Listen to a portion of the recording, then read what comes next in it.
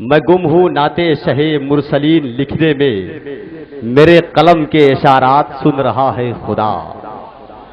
میں گم ہوں نعت شہ مرسلین لکھنے میں، میرے قلم کے اشارات سن رہا ہے خدا۔ کوئی سنے نہ سنے مجھ کو اس سے کیا ہے غرض، میں جانتا ہوں میری نعت سن رہا ہے خدا۔ میں جانتا ہوں میری نعت سن رہا ہے خدا۔ شاعر اسلام جناب محترم شمس الہدیٰ صاحب قبلہ کو جتنے اعتماد کے ساتھ میں نے آواز دیا تھا، اتنی ہی زیادہ اعتماد کے ساتھ میری آواز میں آواز ضرور ملائی، جلسے کو بندروس پہ پہنچانے کی کوشش کی۔ پورے طور پہ آپ لوگ بیدار ہو گئے ہیں، بڑے اچھے اچھے شعر آپ نے ان سے سماعت کیے ہیں۔ محبوب خدا سید و سرور کے برابر ہم اور آپ نبی کی تعریف کرتے ہیں، کوئی تعجب کی بات نہیں، اس لیے کہ عاشق رسول ہے، ایمانی فریضہ بنتا ہے ہمارا اپنے نبی کی تعریف کرے۔ مگر غیر مسلم ایک ہے مائیکل پارٹ، اس نے ایک کتاب لکھی ہے دا 100۔ اس کتاب میں 100 دنیا کے 100 بڑے لوگوں کا انتخاب کیا ہے اپنے اعتبار سے، اور ان 100 میں سب سے اوپر کس کا نام لکھا ہوا ہے آپ بتائیے زور سے؟ میرے نبی کا نام لکھا ہوا۔ کتاب لکھنے والا عیسائی، سب سے اوپر میرے نبی کا نام لکھا ہوا ہے، اور اس کو یہ معلوم ہے کہ میں جس سماج میں رہتا ہوں، مجھ سے سوال کیا جا سکتا ہے کہ تم عیسیٰ علیہ السلام کو ماننے والے ہو، پیغمبر اسلام محمد رسول اللہ کو سب سے اوپر کیوں لکھا؟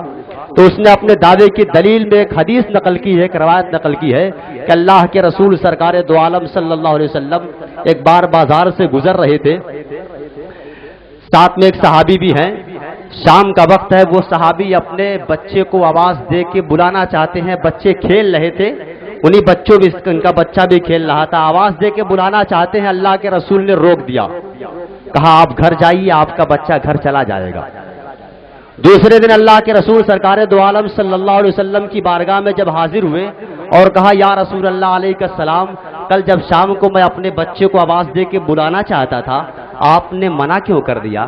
تم میرے آقا کا جواب سنیے، میرے آقا نے ارشاد فرمایا تمہارا بچہ جن بچوں کے ساتھ کھیل رہا تھا ان بچوں میں ایک یتیم بچہ بھی تھا، تم آواز دے کے بلاتے، اس کو بھی شاید یہ تکلیف ہوتی کہ کاش میرا باپ بھی زندہ ہوتا تو اتنی ہی محبت سے آواز دے کے بلاتا۔ محبوب خدا سید و سرور کے برابر لاؤ تو کوئی میرے پیغمبر کے برابر، جھوم کے بولیے سبحان اللہ۔ محبوب خدا سید و سرور کے برابر لاؤ تو کوئی میرے پیغمبر کے برابر، لاؤ تو کوئی میرے پیغمبر کے برابر۔ یہ مجھ سے ہوشیار ہے، دینے کے لیے آ رہا، لے نہیں رہا ہے۔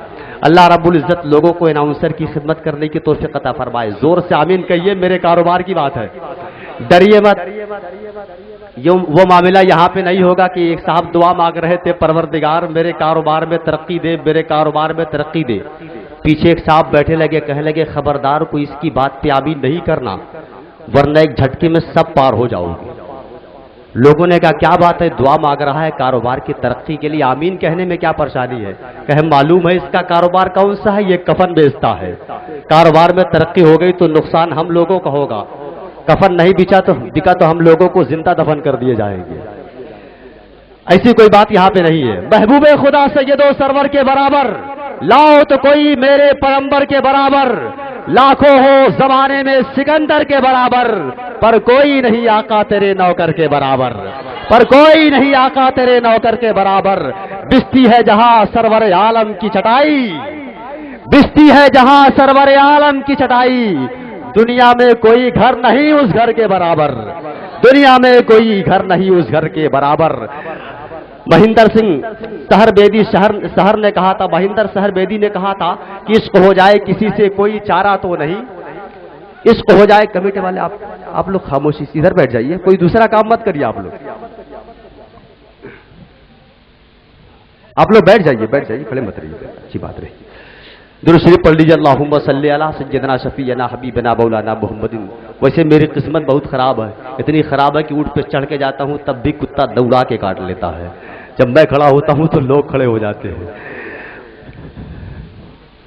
عشق ہو جائے کسی سے کوئی چارہ تو نہیں، صرف مسلم کا محمد پہ جارہ تو نہیں۔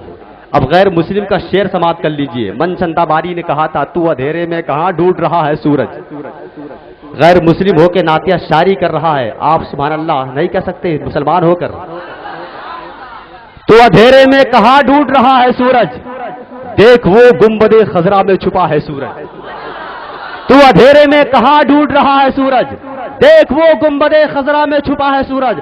آنے والے شعر کو سننے کے بعد کوئی ہاتھ نیچے نہیں رہے گا، سارے ہاتھ اوپر رہیں گے، سبحان اللہ زور سے کہنا ہوگا۔ تو اندھیرے میں کہاں ڈھونڈ رہا ہے سورج، دیکھ وہ گنبد خضرا میں چھپا ہے سورج۔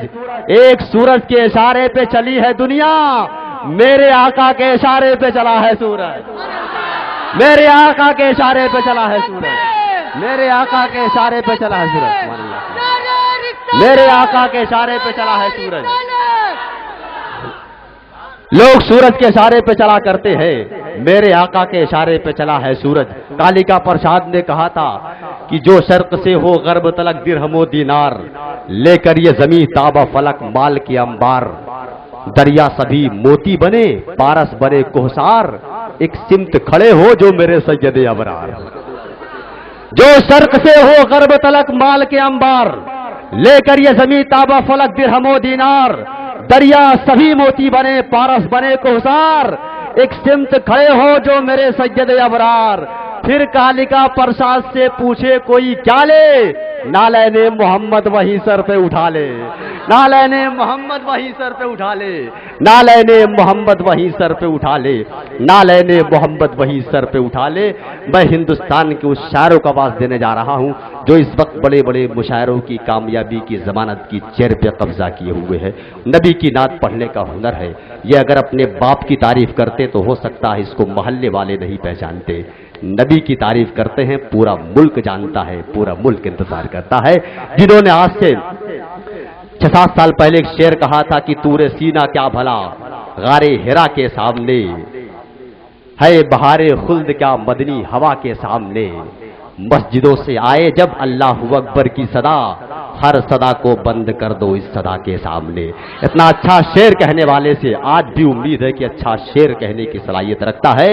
شاعر اسلام جناب احسان جنپوری کا ویلکم نعرے تکبیر کے گونج میں کر لیجئے۔ نعرے تکبیر، اٹھا دیجئے اپنے ہاتھوں کو فضاؤں میں لہرا کے استقبال کریے۔